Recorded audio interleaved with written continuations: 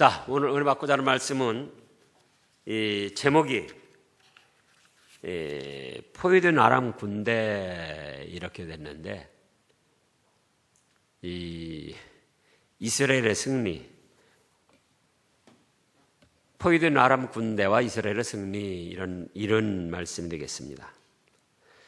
지금 6장 1절 말씀부터 1대지가 7절까지 이런데, 그게 이제 잃어버린 쇠도끼를 찾게 되었는데, 그 과정을 보면 그렇습니다.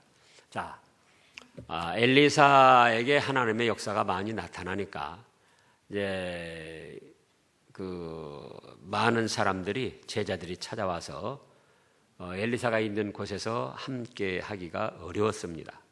그래서 이제 여기 우리 거주하는 것이 좁으니까 요단으로 가서 집을 넓게 지어서 거기서 함께 생활하고, 또 이 선지자 후보생들로서의 훈련을 받았으면 좋겠습니다. 그렇게 하니까 엘리사가 가라! 2절에서 그렇게 이제 허락을 했습니다. 그래가지고 가려고 하는데 그 제자 중에 하나가 엘리사 선생님도 함께 가시죠. 그러니까는 그래, 나도 가겠다. 그래서 이제 같이 갔습니다.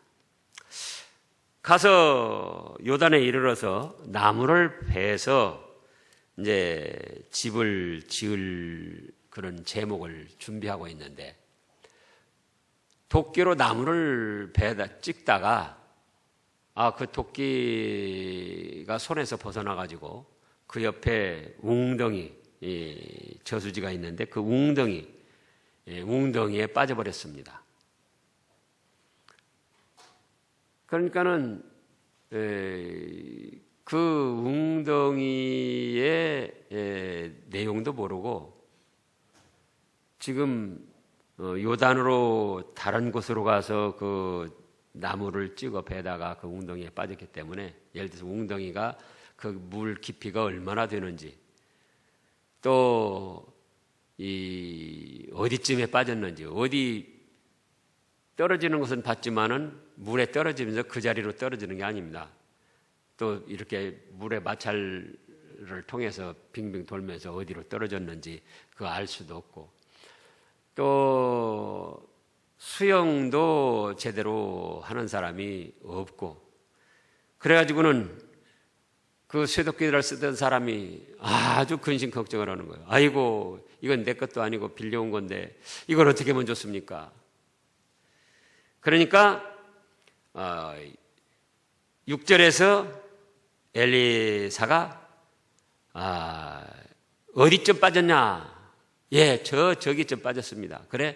그래서 나무가지 하나를 베어서 거기다 던지니까 쇠도끼가 떠올랐습니다. 하나님의 역사가 함께 하신 거죠. 그래서 그것을 집어라 하고 그 사람이 손을 내밀어 집었습니다. 그럼 이거는 단순히 그때 당시 실제적으로 집을 짓는데 나무를 찍어내는데 이 쇠도끼를 말한 겁니다. 그러나 단순히 그런 뜻만 있는 것이 아니고, 그러면 오늘날 우리에게는 무엇을 교훈해 주시기 위해서 이 말씀을 기록했는가? 집을 짓는다는 것은, 그거는 우리의 영적 성전을 건축하는 걸 뜻합니다. 육신에 거할 집을 짓듯이 영적 성전, 우리가 고린도전서 3장 16절에 보면은 거기에 뭐라고 하셨는거니? 너희 몸은 뭐라고 그랬죠? 성령이 거하시는 거룩한 전인 줄 알지 못하느냐? 그래서 우리의 몸과 마음을 성령 하나님께서 거주하시는 성전으로 말씀을 했어요. 그러면은 그 성전을 건축하는 것은 뭘로 건축하는가? 믿음과 말씀으로 건축하는 겁니다. 믿음과 말씀으로 건축하는데 여기 도끼라는 건 뭐냐? 그 집을 지을 수 있는 무기라 그거예요. 무기. 도구. 그러니까는 곧 여기 쇠도끼라는 거는 무슨 뜻이 있는 거니? 영적 무기, 영적 무장. 성전 건축을 하는데 필요한 영적 무장을 하라 그거예요. 그런데 이것이 자기 것이라고 그랬습니까? 빌려왔다고 그랬습니까? 빌려왔다고 그랬어요. 빌려온 것은 임시로 쓸 수 있는 것뿐이지 자기 것이 아닙니다. 그러잖아요? 결국 영적 선전을 건축하고 영적으로 무장을 해서 믿음과 말씀으로 자기 자신을 가다듬어 가는 것이 자기 실력이 되어야만 그것이 주인께서 인정해 주시고 알아주시고 상급을 받을 수 있는 것이지 남의 것을 빌려다가 임시로 쓸 수는 있지만은 자기 것은 아니라 그거예요. 자기 것이 아닐 때는 임시로 쓸 수는 있지만 주인 되시는 하나님께는 인정을 받을 수가 없어요. 무엇이 아닐 때는요? 자기 것이 아닐 때는. 영적 실력을 갖추어서 영적 성전을 믿음과 말씀으로 건축해 나가는데 임시로 빌려서 쓸 수는 있어요. 현재 우리 생활에서 필요한 대로. 그러나 자기 것이 아닐 때는 누구에게는 인정을 못 받는다? 주님께는 인정을 받지 못하고 상 받을 자리에서는 상을 받지 못하고 떨려나는 그런 신세가 된다. 자, 우리 잘 아는 대로 마태복음 25장을 보겠습니다. 거기 이에 합당한 주님의 말씀이 있습니다. 마태복음 25장에 보면은 뭐가 나옵니까? 슬기로운 5 처녀와 미련한 5 처녀가 나옵니다. 그때 천국은 마치 등을 들고 신랑을 맞으러 나간 10 처녀와 같다 하리니 그 중에 5은 미련하고 5은 슬기는지라.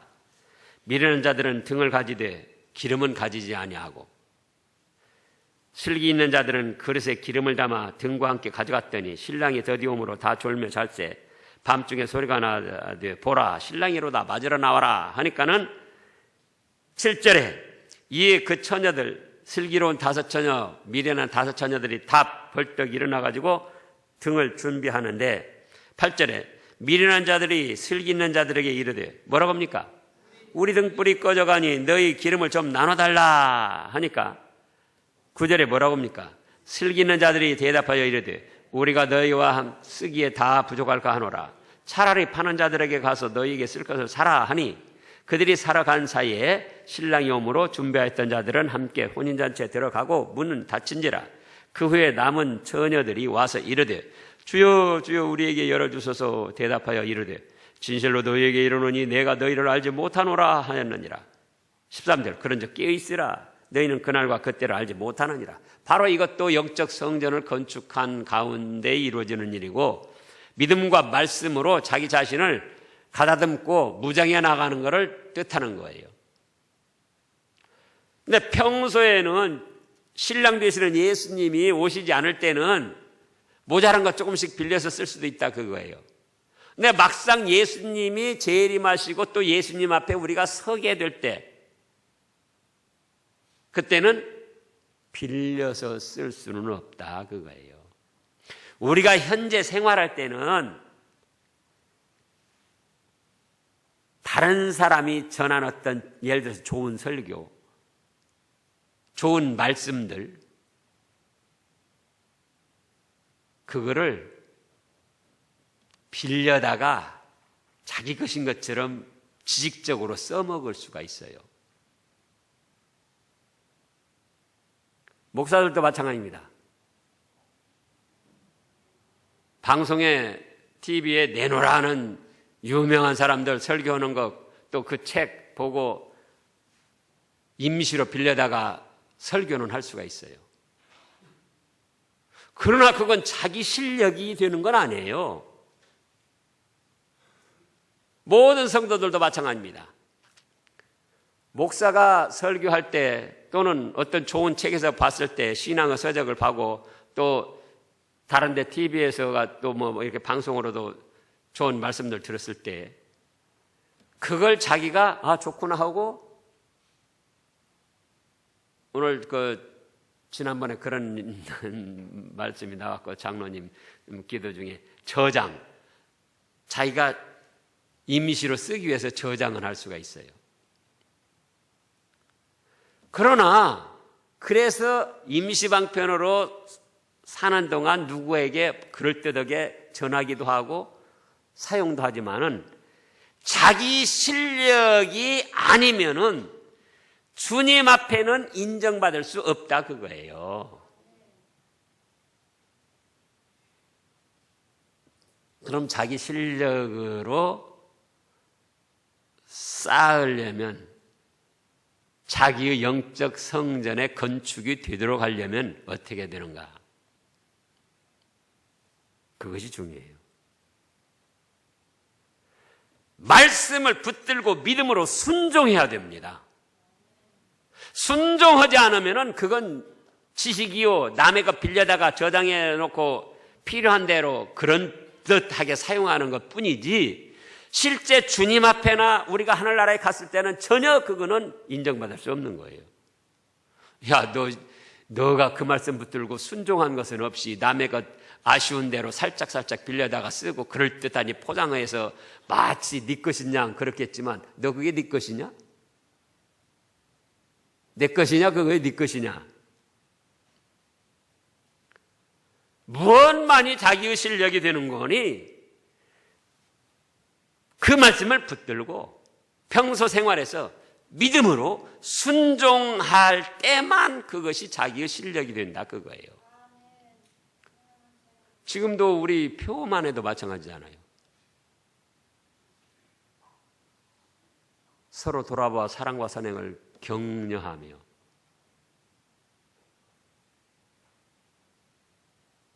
실제로 그렇게 하느냐 그거예요. 실제로 가정에서 직장에서 교우들끼리 모여서 엉뚱한 이야기들 하지 말고 남의 허물 없는 사람 뭐 이렇게 수군거리지 말고 조그만 것이라도 누가 잘했나 그 선행을 칭찬하고 알아주고 격려하고 자기 자신도 또 그렇게 하고자 하고 그러면 그것이 자기 실력이 되는 거예요. 그런데 예배 때마다 아무리 서로 돌아봐 사랑과 선행을 격려하며 했어도 집에 가서도 안 하는 거예요. 집에 가서도 남편의 못된 것만 보이고 아내의 못된 것만 보이고 괜히 심술이나 부리고 또 자식들 보고도 그 잘하는 점이 있는데 그건 놔두고 또 못 찾는 것만 꼬투리 잡아가지고 그런 애 저런 애 오고 교회 와서도 마찬가지죠. 얼마든지 좋은 거 보고 좋은 거 듣고 좋은 거 말할 수 있는데 하필이면 나쁜 것만 보는 거예요. 하필이면 나쁜 소리만 듣는 거예요. 그리고 하필이면 무슨 말을 해요? 사랑과 선행을 격려하기보다는 깎아내리고 시샘하고 험담하고 그럼 백날 천날 만날 서로 돌아봐 사랑과 선행을 격려하라고 해도 그거는 자기 실력이 안 되는 거예요. 임시로 나도 이런 성경 말씀 알고 있다 하고 빌려다 쓰는 것뿐이지. 주인 되시는 하나님 앞에는 전혀 인정받을 수 없는 상을 받을 수 없는 그런 거라고요.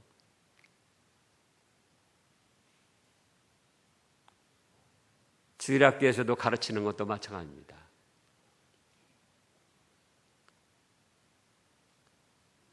그 말씀을 붙들고 자기가 믿음으로 순종하면서 행하면서, 예를 들어서 아이들에게도 전도하라, 그렇게 말할 수 있죠. 자기도 그 말씀을 붙들고 순종하면서 기도하라, 자기도 그 말씀을 붙들고 기도하면서, 또 교만하지 말라, 자기도 그 말씀을 붙들고 자기 자신의 교만을 내버리면서, 자기 자신은 여전히 자존심 세우고 체면 세우고 교만하면서, 교만은 패망의 선봉이요 거만한 마음은 넘어짐의 앞잡이니라. 그게 무슨 자기 실력이 되냐, 그거. 자기의 영적 무장, 무기가 되느냐, 그거예요. 그러잖아요. 그래서 남의 것 빌려다가 임시방편으로는 쓸 수 있지만, 그것이 누구 앞에는 인정받을 수 없고 상받을 수 없다? 주님 앞에, 하나님 앞에는 인정받을 수 없고 상받을 수가 없는 거예요. 목사도 그 누구도. 그럼 뭐냐? 그 말씀을 붙들고 믿음으로 순종해야 된다, 그거예요. 믿음으로 순종, 행함, 성장하는 믿음, 행동하는 믿음. 그때만 그것이 자기 실력이 돼서 영적 무장을 하는 것이 되고 영적 성전을 갖고 가는 것이 되지, 그렇지 않고는 오히려 위선자가 되는 거예요. 자기 필요한 대로 성경 말씀 빌려다가 이용만 하고, 또 다른 사람들이 좋게 말한 거 빌려다가 그럴듯하게 자기 것인 양 포장해서 이용만 하고.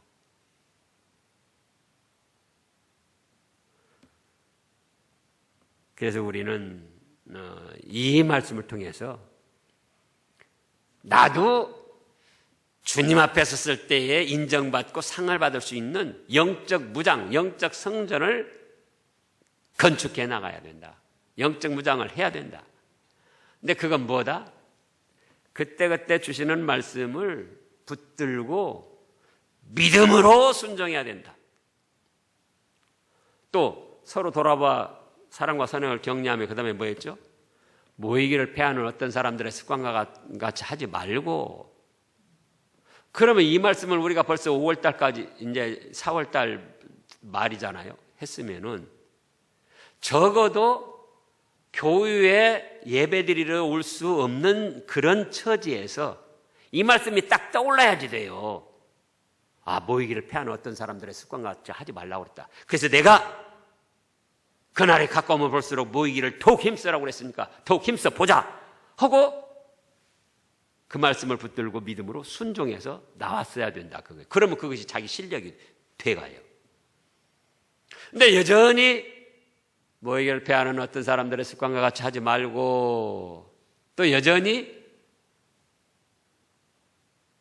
그날이 가까우면 볼수록 더욱 모이기를 힘쓰자 해놓고 현실 생활에 젖어가지고 조금 열심을 내고 조금 정성을 들이면은 참여할 수 있는 그곳에 참여치를 않는 거예요.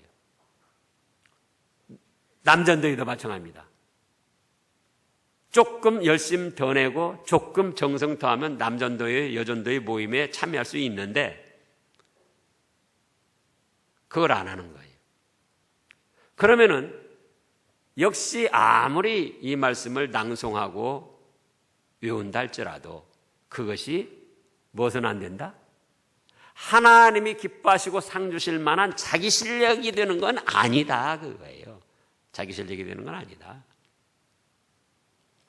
그럼 자기 실력으로 싸우려면 어떻게 해야 된다고요? 네, 그 말씀을 붙들어야지 돼요. 딱 붙들어야지 돼요. 서로 돌아봐 사랑과 선행을 격려하였다. 그 말씀을 딱 붙들어야지 돼요. 그 다음에는요. 딱 붙든 것처럼 이렇게 붙들고 모이기를 믿음으로, 이제 믿음으로 순종하는 거예요. 그러면 그것이 무엇이 된다? 자기 실력이 되는 거예요. 자기 실력이 되는 거예요. 교만하지 말고 겸손하라. 막 자존심이 살아나고 체면이 막 살아나고 그냥 뭔가 꿈틀거리는데 교만은 패망의 선봉이라고 그랬지. 그 말씀을 붙들고 자기 자신에게 적용시켜서 믿음으로 순종하자. 겸손하자. 주님은 하나님과 동등하시나 동등됨을 취할 것으로 여기지 아니하시고 자기를 비워 사람의 형체를 가져 종과 같이 되어서 마침내 십자가에 죽기까지 하셨는데, 내가 조금 무시당했던들 주님이 무시당한 만큼 무시당했느냐? 그래, 내가 이렇게 무시당했다고 서운한 마음이 들고 그런 건 교만하기 때문이다. 사실이 그래요. 그래서 그 말씀을 붙들고 자기 자신에게 적용시켜서 믿음으로 순종한다 그 말이에요. 그러면 겸손하게 자기 실력이 쌓여가는 거예요.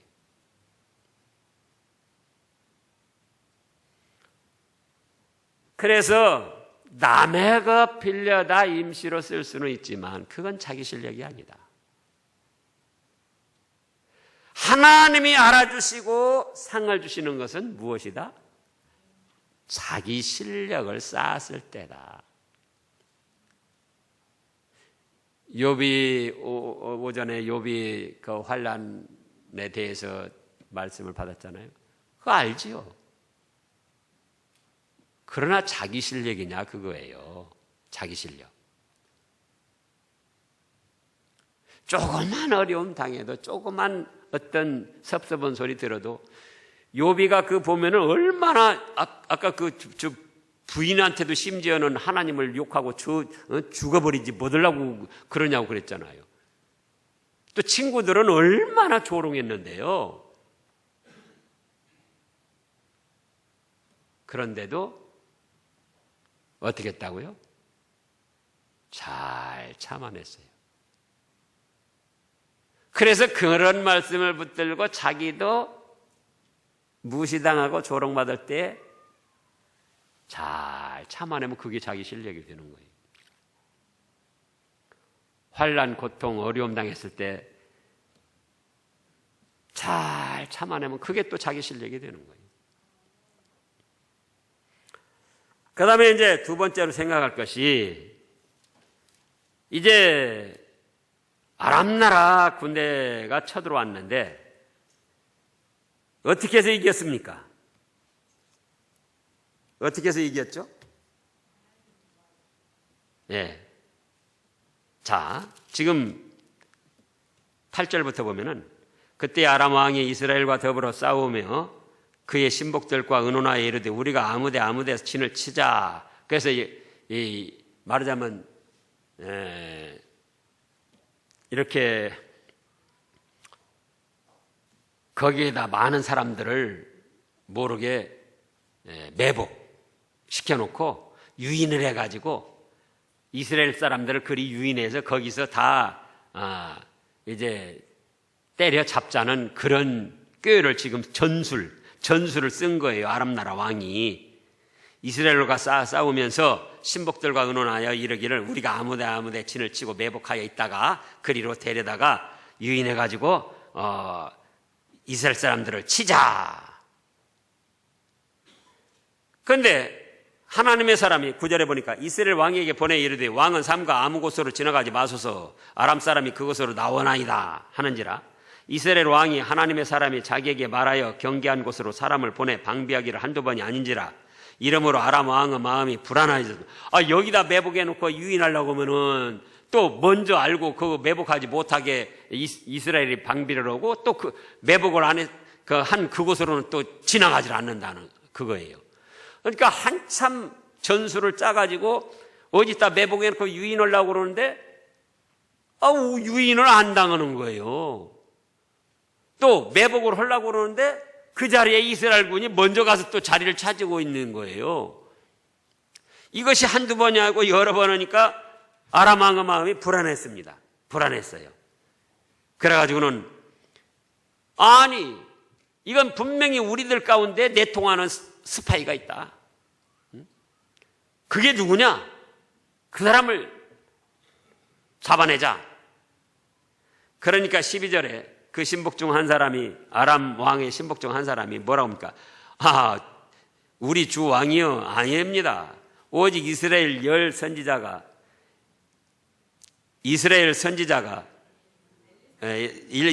엘리사가 왕의 침실에서 하시는 말씀까지 다 그걸 알고 이스라엘 왕에게 구합니다. 그렇기 때문에 우리가 전술 전략을 짜도 그렇게 실패를 하는 겁니다. 그러니까는 아람 왕이 그렇다면은 누구보다도 이 선지자부터 때려잡아야 된다. 그래가지고 사람들을 보내서 엘리사 선지자를 잡으러 갔습니다. 그래가지고 15절에서 하나님의 사람이 사환이 아침에 일찍 일어나 보니까 엘리사 선지자 있는 자기들이 있는 곳에 군사와 말과 병거가 다 에워싸고는 포위를 하고는 큰일 났어요.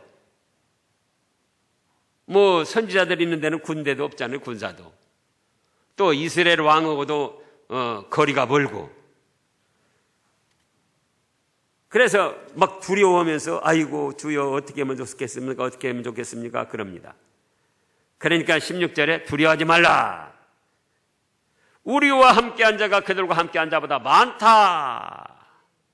자, 그래서 이제 결국은 아람 군대가 포위되고 이스라엘이 승리를 했는데 어떻게 해서 아람 군대가 포위가 되고 이스라엘이 승리했느냐 그거예요.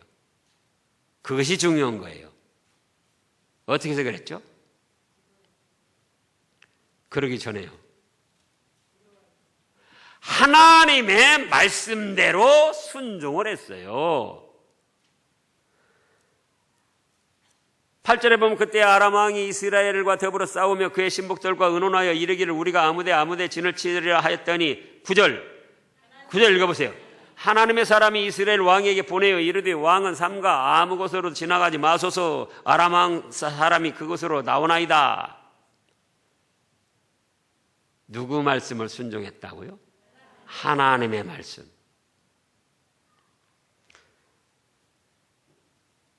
그 다음에도 계속 하나님이 말씀을 주셨어요.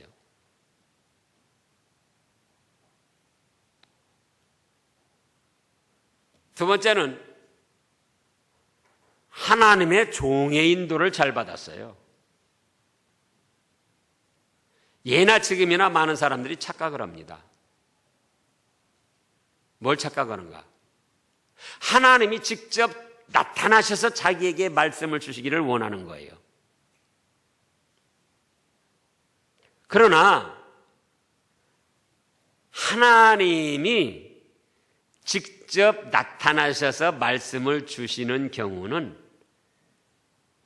특별한 일부분이에요. 하나님이 특별히 세운 종들 일부분에게만 직접 말씀을 주시는 거예요. 그러면은 지금 9절에서 10절, 11절 볼 때 하나님의 말씀인데 누구를 통해서 주셨습니까? 엘리사 선지자를 통해서 주신 거예요. 대통령이 국민들에게 여러 가지 왕도 그렇게 이제 어떤 정치력, 통치력을 행사하는데 직접 하는 것 같지만은 누구를 통해서 하죠? 거기 대변인이나 청와대 대변인이나 또 수석 참모들이나 다 그 사람들 통해서 하는 거예요. 그래서 하나님께서도 마찬가지입니다.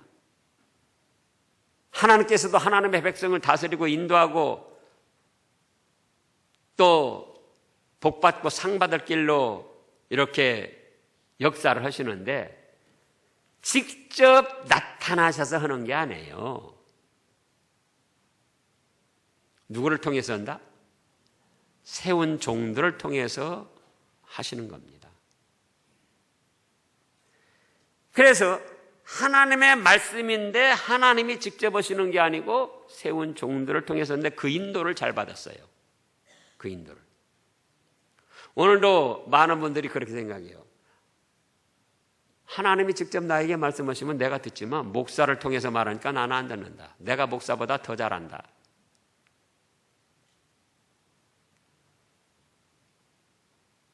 그럴 수도 있지만 참 그런 분들 보면은 불이 쌍해요.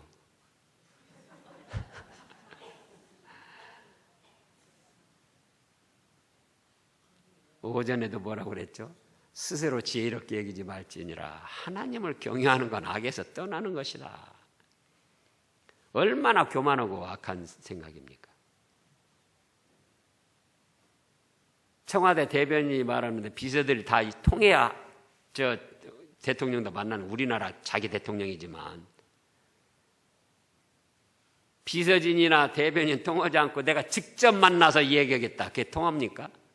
국민으로서 얼마든지 어찌 보면 만나서 얘기할 수 있어요. 그러나 대통령이 허락하지 않으면 안 되는 거예요. 대통령이 정해진 그 코스 밟지 않으면 안 되는 거예요. 근데 그걸 몰라요. 자기가 직접 자기도 하나님하고 통해서 하겠다는 거예요. 하나님이 직접 말씀하시면 내가 듣는데 목사를 통해서 하니까 난 안 듣는다.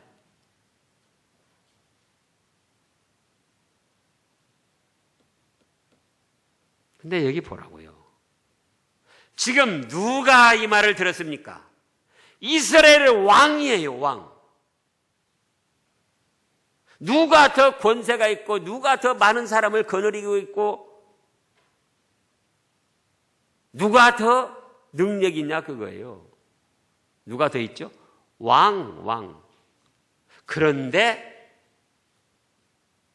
겸손하니 하나님의 종의 인도를 잘 받았어요. 그래서 아람 군대를 포위하고 그래서 승리를 한 거예요. 그래서 여기 보면은 이제 그걸 깨달아야 돼요. 하나님이 세운 종은 보통 사람이 알지 못하는 것을 먼저 압니다. 지금 그거 아닙니까? 9절에서 하나님의 사람이 이스라엘 왕에게 이르되 왕은 삼가 아무 곳으로 지나가지 마소서. 이게 뭡니까? 보통 사람은 알지 못하는 것을 먼저 알게 된 거예요. 또 보통 사람이 내다보지 못하는 것을 하나님의 종은 먼저 내다봅니다. 15절에 보면은 하나님의 사람 사환이 일찍이 일어나 나가보니 군사와 말과 병거가 성읍을 에워쌌는지라. 그의 사환이 엘리사에게 말하되 아하 내 주여 우리가 어찌하리까. 이제 아람 나라 군대가 사방 군대 다 포위했단 말이에요. 그러니까 16절에 뭐라고 했습니까? 대답하되 두려워하지 말라.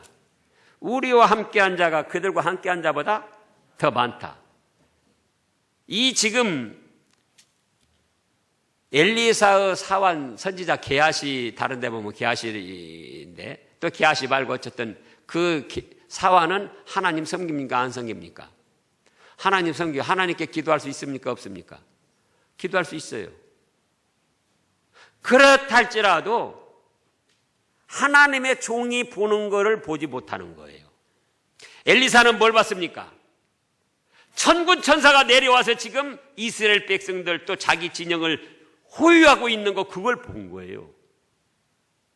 그러니까 두려워하지 말아라.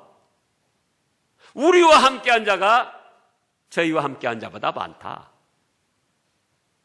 그거예요. 또 하나님의 종은 보통 사람들이 깨닫지 못하는 것을 먼저 깨닫습니다. 먼저 알고 먼저 보고 먼저 깨달아요.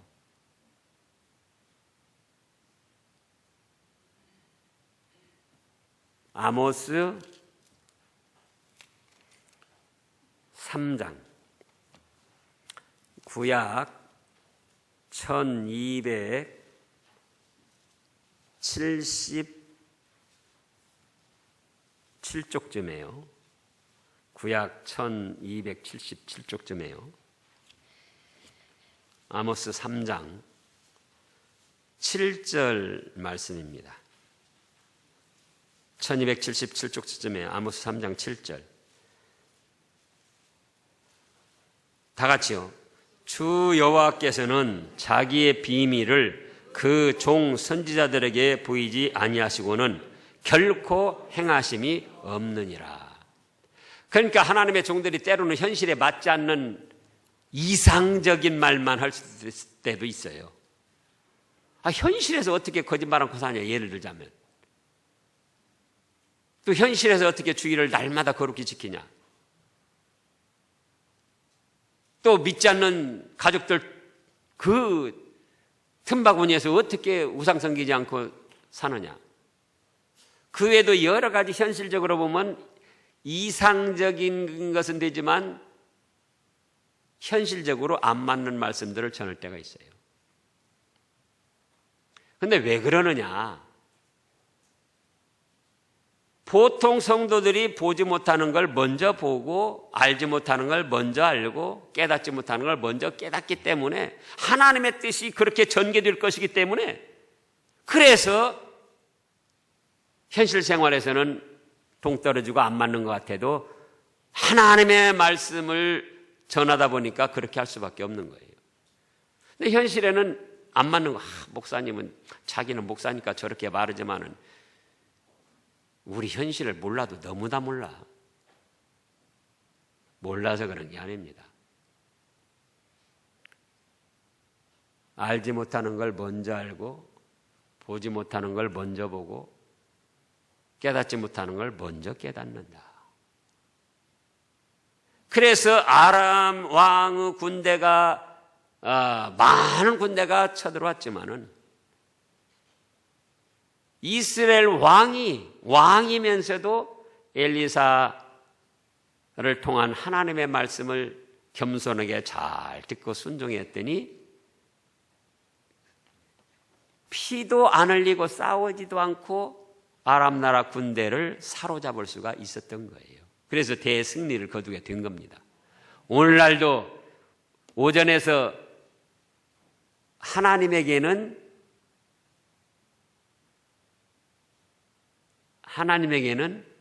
그에게는 이런 일이 많으니라 그랬잖아요. 오늘 저 오전에 욥기서 23장 그 14절 말씀에 환난을 통해서 연단시켜서 복을 주시고자 하는 것이 하나님에게는 이런 일이 많이 있다. 오늘날 아람 나라 군대를 싸우지도 않고 사로잡아서 대승리를 거둘 수 있는 이런 일, 이 믿음으로 나가면 오늘날도 이런 일이 우리에게 이루어진다는 겁니다. 기도하겠습니다.